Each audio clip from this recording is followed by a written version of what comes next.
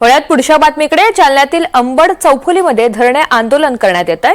परभणीच्या घटनेच्या निषेधार्थ हे आंदोलन करण्यात आलेलं आहे। आंबेडकरी संघटनांनी जोरदार घोषणाबाजी केली। संविधानाची विटंबना करणाऱ्याला फाशी द्या अशी घोषणाबाजी करत मागणी करण्यात आलेली आहे। दरम्यान या सगळ्या संदर्भात सविस्तर आढावा घेतलेला आहे आमचे प्रतिनिधी लक्ष्मण सोळुंके यांनी। पाहूया।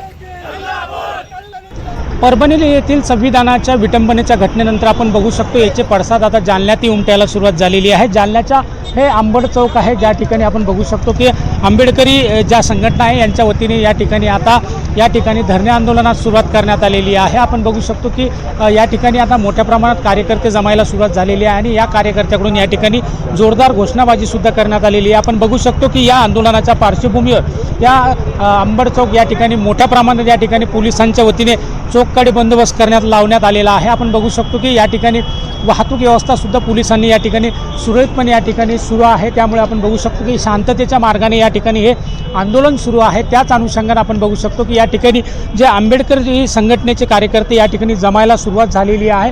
त्यानंतर या ठिकाणी आपण बघू शकतो की या घोषणाबाजी सुद्धा करण्यात आलेली आहे। या आंबेडकरी संघटनेच्या कार्यकर्त्यांची या ठिकाणी आता अशी मागणी आहे की परभणी या ठिकाणी झालेल्या संविधानाच्या विटंबना प्रकरणी जो मुख्य आरोपी आहे या आरोपीला फाशीच्या शिक्षा झाली पाहिजे अशी मागणी आता या आंदोलकांकडून केली जात आहे।